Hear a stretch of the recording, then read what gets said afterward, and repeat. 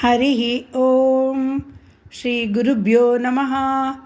ಲಕ್ಷ್ಮೀನಾಥಸಮಾರಂಭಾಂ ನಾಥಯಾಮುನಮಧ್ಯಮಾಂ ಅಸ್ಮದಾಚಾರ್ಯಪರ್ಯಂತಾಂ ವಂದೇ ಗುರುಪರಂಪರಾಂ. ಶ್ರೀಮಾನ್ ವೆಂಕಟನಾಥಾರ್ಯ ಕವಿತಾರ್ಕಿಕಕೇಸರಿ ವೇದಾಂತಾಚಾರ್ಯವರ್ಯೋ ಮೇ ಸನ್ನಿಧತ್ತಾಂ ಸದಾ ಹೃದಿ. ಎಲ್ಲರಿಗೂ ನಮಸ್ಕಾರ. ಶ್ರೀ ನಿಗಮಾಂತ ಮಹಾದೇಶಿಕ ವೆಂಕಟನಾಥಾರ್ಯ ವಿರಚಿತ ಶ್ರೀ ಪಾದುಕಾ ಸಹಸ್ರದ 103ನೇ ಪದ್ಯವನ್ನು ಈ ದಿನ ಅನುಸಂಧಾನ ಮಾಡ್ತಾ ಇದ್ದೀವಿ. ಪದ್ಯ ಹೀಗಿದೆ: ಪ್ರಾಪ್ತೆ ಪ್ರಯಾಣ ಸಮಯೇ ಮಣಿಪಾದ ರಕ್ಷೆ ಪೌರಾಣವೇಕ್ಷ್ಯ ಭವತಿ ಕರುಣಾ ಪ್ರಲಾಪಾನ್ ಮಂಜುಪ್ರಣಾದ ಮುಖರಾ ವಿನಿವರ್ತನಾರ್ಥಂ ರಾಮಂ ಪದಗ್ರಹಣ ಪೂರ್ವ ಮಯಾಚ ತೇವಾ. ಶ್ರೀಮತಿ ಗೋದಾ ಕಸ್ತೂರಿಯವರ ಕನ್ನಡದ ಅನುವಾದ ಹೀಗಿದೆ: ಕಾನನಕ್ಕೆ ಪೋಪಂದು ಕರುಣೆಯಿಂದಾಕ್ರಂದಿಸುತ್ತಿದ್ದ ನಗರವಾಸಿಗಳ ಮರುಕದಿಂ ನಿರುಕಿಸಿ ರಾಮನಡಿಗಳ ಪಿಡಿದು ಮಧುರವಹ ನಿನ್ನ ದನಿಯಿಂ ಹಿಂದಿರುಗಲೆಂದು ರಾಮಂಗೆ ಭಿನ್ನವಿಸುತ್ತಿಹೆಯೋ ಎಂದು ಪಾದುಕಾದೇವಿ ಶ್ರೀರಾಮನನ್ನು ಕೇಳುತ್ತಿದ್ದಾಳೇನೋ ಎನಿಸುತ್ತಿದೆ ಎಂದಿದ್ದಾರೆ ಶ್ರೀ ವೇದಾಂತ ದೇಶಿಕರು. ಶ್ರೀರಾಮಚಂದ್ರ ವನವಾಸಕ್ಕೆ ಹೊರಟಿದ್ದಾನೆ. ಅಯೋಧ್ಯೆಯ ಪುರಜನರಿಗೆ ವಿಷಯ ತಿಳಿದು ದುಃಖ ತಡೆಯಲಾರದೆ ತತ್ತರಿಸ್ತಾ ಇದ್ದಾರೆ, ಆಕ್ರಂದನ ಮಾಡ್ತಾ ಇದ್ದಾರೆ, ಅಳುತ್ತಾ ರಥದ ಹಿಂದೆ ಓಡೋಡಿ ಹೋಗುತ್ತಿದ್ದಾರೆ. ಇದಕ್ಕೆಲ್ಲ ಮೂಕ ಸಾಕ್ಷಿಯಾದ ಪಾದುಕಾದೇವಿಗೂ ಪುರಜನರ ದುಃಖವನ್ನು ನೋಡಲಾಗುತ್ತಿಲ್ಲವೇನೋ ಎಂಬಂತೆ ಅವಳು ಶ್ರೀರಾಮನ ಚರಣಾರವಿಂದಗಳನ್ನು ಅಪ್ಪಿ ಹಿಡಿದು ತನ್ನ ಮಧುರವಾದ ಮಂಜುಳ ಧ್ವನಿಯಿಂದ, ಶ್ರೀರಾಮ ಪ್ರಭು, ಅವರ ದುಃಖ ನೋಡು, ವನವಾಸ ಬೇಡ, ಅಯೋಧ್ಯೆಯ ಜನರಿಗಾಗಿ ಹಿಂದಿರುಗೋಣ ಎಂದು ಭಿನ್ನವಿಸುತ್ತಿದ್ದಾಳೇನೋ ಎನ್ನುವಂತೆ ಕಾಣುತ್ತಿದೆ ಎಂದು ಹೇಳಿದ್ದಾರೆ ಶ್ರೀ ವೇದಾಂತ ದೇಶಿಕರು. ಅವರದ್ದು ಕವಿ ಹೃದಯ. ರಾಮ ಕಾಡಿಗೆ ಹೊರಟಾಗಿನ ಕರುಣಾಜನಕ ಪ್ರಸಂಗ ಅವರ ಮನಸ್ಸನ್ನು ಕಲಕಿತ್ತು. ಅವರ ಕಣ್ಣು ಶ್ರೀರಾಮನ ಪಾದುಕೆಗಳ ಮೇಲೆ ಬಿದ್ದಾಗ ಆ ನಿಶ್ಶಬ್ದದಲ್ಲಿ ಅವಳ ಕಾಲ್ಗೆಜ್ಜೆಗಳ ದನಿ ಕಿವಿಗೆ ಬಿದ್ದಾಗ ಅವರಿಗನಿಸಿದ್ದು, ಈ ಪಾದುಕಾದೇವಿ ನಮ್ಮೆಲ್ಲರ ಪರವಾಗಿ ಶ್ರೀರಾಮನ ಕಾಲಿಗೆ ಬಿದ್ದು ಅವನ ಪಾದಗಳನ್ನು ಗಟ್ಟಿಯಾಗಿ ಹಿಡಿದು ರಾಮನನ್ನು, ಪ್ರಭು ಕೃಪೆ ಮಾಡು, ಕಾಡಿಗೆ ಹೋಗಬೇಡ ಎಂದು ಕೇಳುತ್ತಿದ್ದಾಳೆ ಎನಿಸಿತ್ತು. ಶ್ರೀ ವೇದಾಂತ ದೇಶಿಕರ ಈ ಪದ್ಯ ಅರ್ಥವಾಗಬೇಕಾದರೆ, ಅದರ ಅನುಭವ ಪಡೆಯಬೇಕೆಂದರೆ ಶ್ರೀಮದ್ ವಾಲ್ಮೀಕಿ ರಾಮಾಯಣದಲ್ಲಿ ಶ್ರೀರಾಮ, ಸೀತಾ, ಲಕ್ಷ್ಮಣರು ವನವಾಸಕ್ಕೆ ಹೊರಟಾಗ ಅಯೋಧ್ಯೆ ಹೇಗಿತ್ತು, ಅಲ್ಲೇನು ನಡೆಯುತ್ತಿತ್ತು ಎಂಬುದನ್ನು ಕೇಳಬೇಕು ಅಥವಾ ಓದಬೇಕು. ಅಂತಹ ಕರುಣಾಜನಕವಾದ ಪ್ರಸಂಗ ರಾಮಾಯಣದಲ್ಲಿ ಇನ್ನೊಂದಿಲ್ಲ. ಇಡೀ ಅಯೋಧ್ಯೆಯ ಕಣ್ಣೀರ ಕಡಲಲ್ಲಿ ಮುಳುಗಿತ್ತು.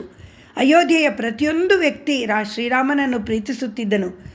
ಬಾಲಕರು, ಮುದುಕರು, ಯುವಕರು, ಸ್ತ್ರೀಯರು, ಎಲ್ಲ ವೃತ್ತಿಯಲ್ಲಿರುವವರು ಎಲ್ಲರಿಗೂ ರಾಮ ರಾಜನಾಗುವ ಬದಲು ವನವಾಸಕ್ಕೆ ಹೊರಟಿರುವುದು ಆಘಾತವನ್ನುಂಟು ಮಾಡಿತ್ತು. ರಾಮನೇನೋ ದೃಢಮನಸ್ಕನಾಗಿ ಸ್ವಲ್ಪವೂ ಅಳುಕದೆ ಅಂಜದೆ ವನವಾಸಕ್ಕೆ ಹೊರಟಿದ್ದ. ಸೀತೆಗಂತೂ ಅಯೋಧ್ಯೆಯಾದರೇನು, ದಂಡಕಾರಣ್ಯವಾದರೇನು, ರಾಮ ಜೊತೆಯಲ್ಲಿದ್ದರೆ ಆಯಿತು. ಗಂಡನ ಜೊತೆ ಹನಿಮೂನ್ಗೆ ಹೊರಟವಳಂತೆ ಉತ್ಸಾಹದಿಂದ ಹೊರಟಿದ್ದಳು. ವಾಲ್ಮೀಕಿಗಳು ಬರೆಯುತ್ತಾರೆ, ವನವಾಸಕ್ಕೆ ಇವರನ್ನು ಬಿಟ್ಟು ಬರಲು ಹೊರಟ ರಥ ಬಂದ ತಕ್ಷಣ ಇವಳು ಬೇಗನೆ ಹೋಗಿ ಎಲ್ಲರಿಗಿಂತ ಮುಂಚಿತವಾಗಿ ಉತ್ಸಾಹದಿಂದ ಹರ್ಷದಿಂದ ರಥ ಹತ್ತಿದಳು ಎಂದು. ತಂ ರಥಂ ಸೂರ್ಯ ಸಂಕಾಶಂ ಸೀತಾ ಹೃಷ್ಟೇನ ಚೇತಸ ಆರುರೋಹ ವರಾರೋಹ ಕೃತ್ವ ಅಲಂಕಾರಮಾತ್ಮನಃ ಎಂದು ವಾಲ್ಮೀಕಿಗಳು ವರ್ಣಿಸಿದ್ದಾರೆ ಸೀತೆ ಕಾಡಿಗೆ ಹೊರಟಾಗ ಅವಳಿಗಿದ್ದ ಉತ್ಸಾಹವನ್ನು. ಇನ್ನು ಲಕ್ಷ್ಮಣ, ಅವನಿಗೆ ರಾಮನೇ ಸರ್ವಸ್ವ. ಅವನು ಕಷ್ಟಕರವಾದ ವನವಾಸಕ್ಕೆ ಹೆದರದೆ ಸಂತೋಷದಿಂದಲೇ ಸೀತಾರಾಮರ ಜೊತೆ ಹೊರಟಿದ್ದನು. ಆದರೆ ಮಿಕ್ಕವರೆಲ್ಲರೂ ಸ್ತ್ರೀ ಆಬಾಲ ವೃದ್ಧರಾದಿಯಾಗಿ ಎಲ್ಲರೂ 14 ವರ್ಷಗಳ ಕಾಲ ರಾಮಚಂದ್ರನ ಮುಖದ ದರ್ಶನವೇ ಇಲ್ಲದೆ ಇರಬೇಕಲ್ಲ ಎಂದು ದುಃಖಿತರಾಗಿದ್ದರು. ಅಯೋಧ್ಯ ನಗರವೇ ಆ ರಥದ ಹಿಂದೆ ಓಡತೊಡಗಿತ್ತು. ಪ್ರೀತಿಪಾತ್ರನಾದ ಶ್ರೀರಾಮನನ್ನು ಅಗಲಲಾರದೆ ಅವರುಗಳಿಂದ ಹೊರಟ ಕಣ್ಣೀರಿನಿಂದ ಅಯೋಧ್ಯೆಯ ನೆಲವೆಲ್ಲ ತೊಯ್ದು ಹೋಗಿತ್ತು. ರಾಮನ ದೀರ್ಘಕಾಲದ ಅಗಲಿಕೆಯನ್ನು ಸಹಿಸಲಾರದೆ ಅವರು ಮಾಡಿದ ಆಕ್ರಂದನ ಮುಗಿಲು ಮುಟ್ಟಿತ್ತು. ಎಲ್ಲರ ಮನಸ್ಸು ಕಲ್ಲು ಬಿದ್ದ ಸರೋವರದ ಹಾಗೆ ಅಲ್ಲೋಲ ಕಲ್ಲೋಲವಾಗಿತ್ತು. ಅಯೋಧ್ಯೆಯ ಚೈತನ್ಯವೇ ಉಡುಗಿ ಹೋಗಿತ್ತು. ಎಲ್ಲ ಪುರಜನರು ರಥದ ಹಿಂದೆ ಓಡುತ್ತಾ, ಸುಮಂತ್ರ ರಥವನ್ನು ನಿಧಾನವಾಗಿ ನಡೆಸು ಇನ್ನೊಮ್ಮೆ ರಾಮನ ಮುದ್ದು ಮುಖವನ್ನು ನೋಡಿಬಿಡುತ್ತೇವೆ, ಮತ್ತೆ ಯಾವಾಗ ಅವನನ್ನು ನೋಡುತ್ತೇವೆಯೋ ಎಂದು ಕೂಗಿಕೊಳ್ಳುತ್ತಿದ್ದರು. ಶ್ರೀರಾಮನು ದೂರದಲ್ಲಿ ರಥದ ಹಿಂದೆ ಓಡೋಡಿ ಬರುತ್ತಿದ್ದ ಪುರಜನರನ್ನು, ತನ್ನ ತಾಯಿಯನ್ನು, ಅವರ ದುರವಸ್ಥೆಯನ್ನು ಗಮನಿಸಿ ನೋಡಲಾಗದೆ, ಸುಮಂತ್ರ, ರಥವನ್ನು ಬೇಗ ಬೇಗ ನಡೆಸು ಎಂದು ಹೇಳುತ್ತಿದ್ದನು. ರಥ ವೇಗವಾಗಿ ಓಡುತ್ತಿದ್ದ ಹಾಗೆ ಜನ ಹಿಂದೆ ಉಳಿದರೆ ಹೊರತು ಅವರ ಕಣ್ಣೀರು ನಿಲ್ಲಲಿಲ್ಲ.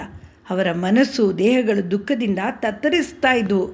ಇದಕ್ಕೆಲ್ಲ ಮೂಕ ಸಾಕ್ಷಿಯಾಗಿದ್ದ ಶ್ರೀರಾಮನ ಚರಣಗಳನ್ನು ಅಪ್ಪಿ ಹಿಡಿದಿದ್ದ ಪಾದುಕಾದೇವಿಯ ಗೆಜ್ಜೆಗಳಿಂದ ಹೊರಟ ಮೆದು ನಿನಾದವು, ರಾಮ ಪ್ರಭು, ಅಯೋಧ್ಯೆಯ ಎಲ್ಲ ಜನರು ಕಣ್ಣೀರಿಡುತ್ತಿದ್ದಾರೆ, ಹಿಂದಿರುಗಿ ಹೋಗೋಣವಾ ಎಂದು ಹೇಳುವಂತಿತ್ತು ಶ್ರೀ ವೇದಾಂತ ದೇಶಿಕರಿಗೆ.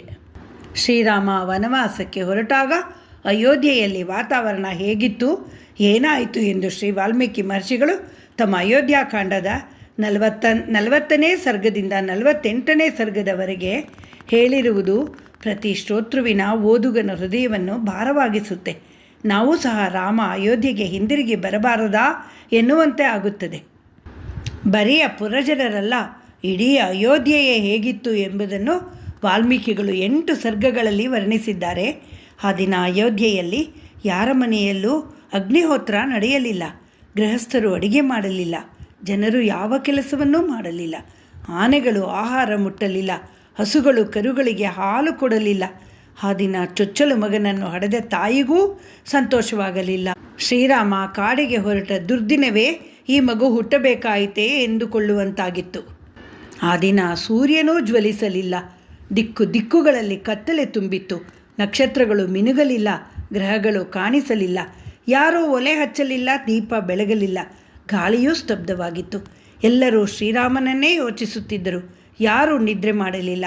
ಪಶು ಪಕ್ಷಿ ಪ್ರಾಣಿಗಳು ನಿರ್ಜೀವ ವಸ್ತುಗಳಂತಿದ್ದವು.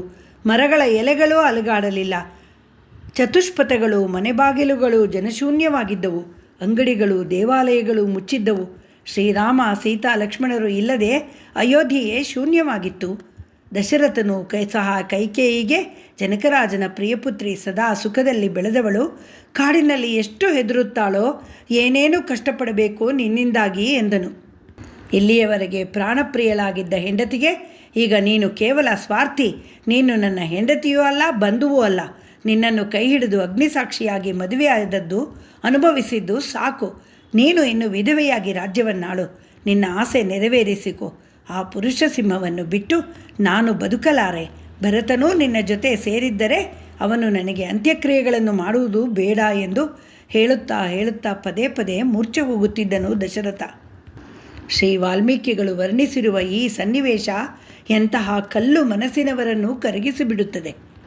ಕೈಕೇಯಿಯ ಮಾತಿಗೆ ಕೋಲೆ ಬಸವನಂತೆ ತಲೆ ಆಡಿಸಿ ಯಾವ ಪ್ರತಿಕ್ರಿಯೆಯನ್ನು ತೋರಿಸದೆ ನೇರವಾಗಿ ವನವಾಸಕ್ಕೆ ಹೊರಟ ರಾಮನ ಉದ್ದೇಶ ಯಾರಿಗೂ ಅರ್ಥವಾಗಲಿಲ್ಲ.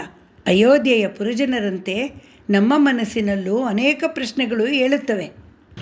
ಶ್ರೀರಾಮ ಶೂರನಾಗಿದ್ದ, ಧೀರನಾಗಿದ್ದ, ದಶರಥನ ಮೊದಲ್ಗೊಂಡು ಎಲ್ಲರಿಗೂ ಅತ್ಯಂತ ಪ್ರಿಯನಾದ ವ್ಯಕ್ತಿಯಾಗಿದ್ದ. ಹಾಗಿದ್ದರೂ ಈ ಕೈಕೇಯಿಯ ಕುತಂತ್ರಕ್ಕೆ ಏಕೆ ಬೆಲೆ ಕೊಟ್ಟ? ಅವಳನ್ನು ಕ್ಷಣ ಮಾತ್ರದಲ್ಲಿ ಅವನು ನಿವಾರಿಸುವುದು ಚಿಟಿಕೆ ಹೊಡೆದಷ್ಟು ಸುಲಭವಾಗಿತ್ತು. ಆದರೆ ಹಾಗೇಕೆ ಮಾಡಲಿಲ್ಲ ಅವನು? ತನ್ನನ್ನು ತಾನೇ ಈ ನಿರ್ಬಂಧಕ್ಕೆ ಹೇಗೆ ಒಪ್ಪಿಸಿಕೊಂಡ? ಪಿತೃವಾಕ್ಯ ಪರಿಪಾಲನೆ ಎಂದ ಶ್ರೀರಾಮ. ಹಾಗಾದರೆ ದಶರಥನಿಗೇನು ಶ್ರೀರಾಮಚಂದ್ರನನ್ನು ಕಾಡಿಗೆ ಕಳಿಸಲು ಇಷ್ಟವಿತ್ತೆ? ಶ್ರೀರಾಮ ವನವಾಸ ಹೊರಟಿದ್ದಕ್ಕೆ ತನ್ನ ಪ್ರಾಣವನ್ನೇ ಬಿಟ್ಟನಲ್ಲ ಅವನು. ಕೌಸಲ್ಯೆಯ ತಾಯಿಯ ಹೃದಯದ ಅಳಲು ರಾಮನಿಗೆ ತಿಳಿಯಲಿಲ್ಲವೇ? ದಶರಥ ಕೈಕೇಯಿಯನ್ನು ಮದುವೆಯಾಗಿ ಬಂದ ಮೇಲೆ ಅವನಿಂದ ತಿರಸ್ಕೃತಳಾಗಿ ದುಃಖದಿಂದ ಕುದಿಯುತ್ತಿದ್ದ, ಅವಮಾನಗಳಿಂದ ತತ್ತರಿಸುತ್ತಿದ್ದ ತಾಯಿಗೆ ರಾಮ ಆಸರೆಯಾಗಿ ಉಳಿಯದೆ ಕಾನನಕ್ಕೆ ಹೊರಟ ಏಕೆ?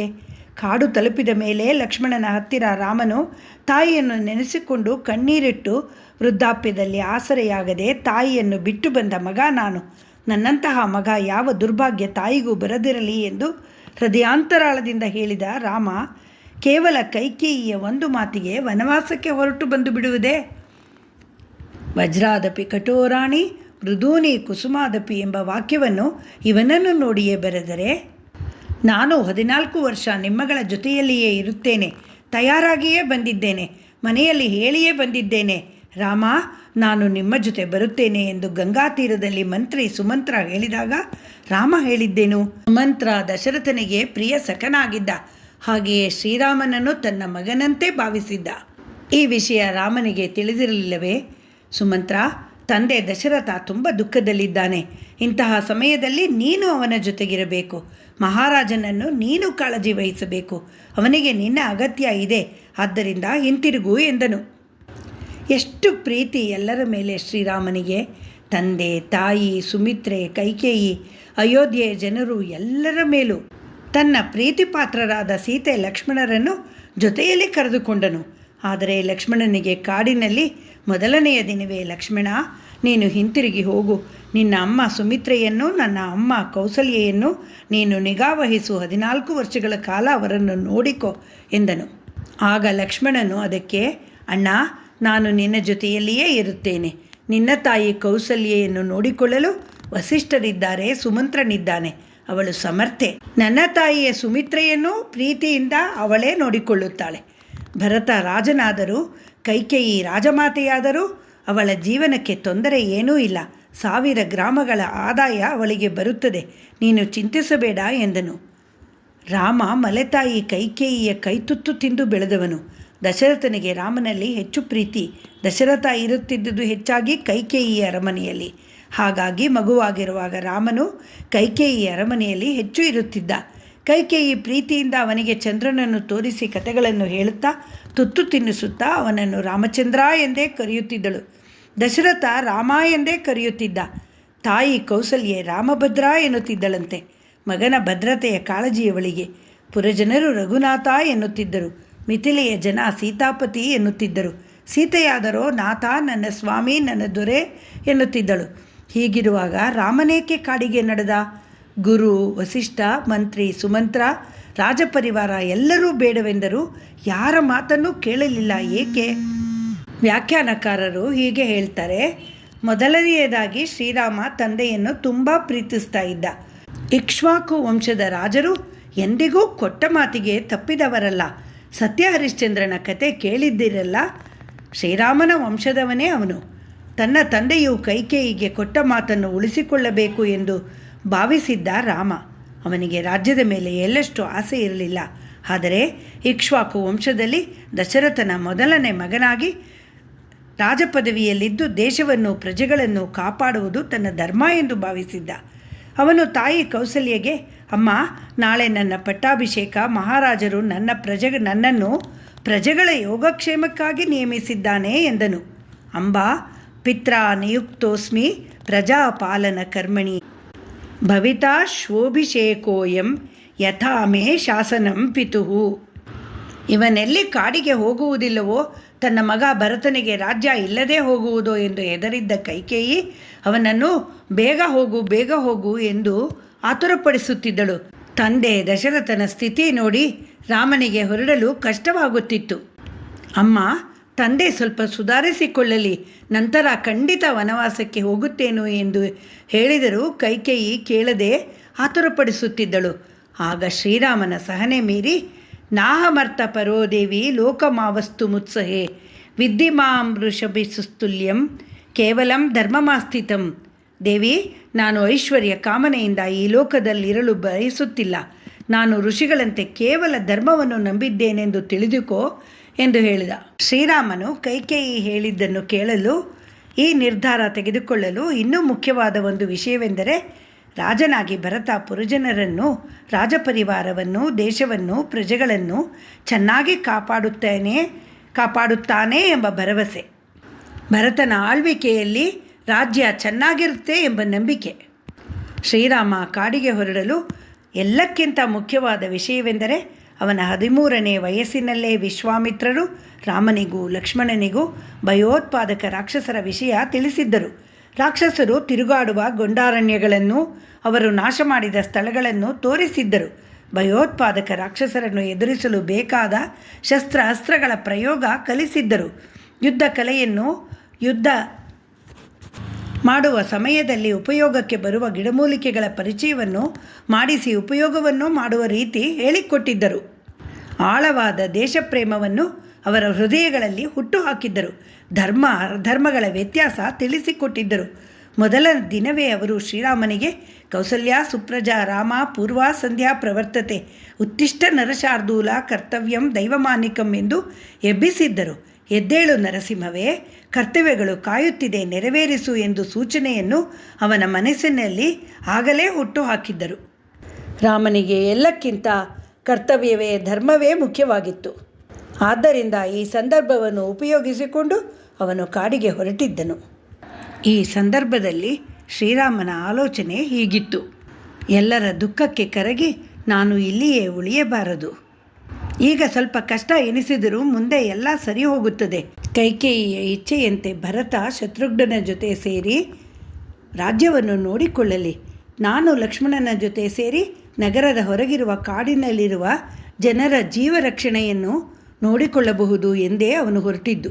ಪಿತೃವಾಕ್ಯ ಪರಿಪಾಲನೆ ಎಂದು ಇಷ್ಟು ದೊಡ್ಡ ನಿರ್ಧಾರ ತೆಗೆದುಕೊಂಡ ರಾಮನ ಈ ನಡೆ ಈಗ ಜನರಿಗೆ ವಿಚಿತ್ರ ಎನಿಸಿದರೂ, ಅವನ ಪ್ರೀತಿ ಪಾತ್ರರೆಲ್ಲರಿಗೂ ಇದು ಬಹು ಕಠಿಣ ಎನಿಸಿದರೂ ಧರ್ಮಾತ್ಮನಾದ ಅವನ ನಿರ್ಧಾರ ಸರಿಯಾಗಿಯೇ ಇತ್ತು. ಶ್ರೀರಾಮನು ವನವಾಸಕ್ಕೆ ಹೊರಟಾಗ ಶ್ರೀಮದ್ ವಾಲ್ಮೀಕಿಗಳು ನೀಡಿರುವ ವರ್ಣನೆ ಶ್ರೀ ವೇದಾಂತ ದೇಶಿಕರ ಮನಸ್ಸನ್ನು ಹಾಸುಹೊಕ್ಕಾಗಿ ಅವರು ಪಾದುಕಾದೇವಿಯ ಮೂಲಕ ನಮಗೆ ಈ ಕರುಣಾಮಯವಾದ ಸನ್ನಿವೇಶವನ್ನು ಹೇಳಿದ್ದಾರೆ. ಶ್ರೀಮತೆ ವೇದಾಂತ ಮಹಾದೇಶಿಕಾಯ ನಮಃ. ಶ್ರೀ ರಂಗನಾಥ ದಿವ್ಯಮಣಿ ಪಾದುಕಾಭ್ಯಾಂ ನಮಃ.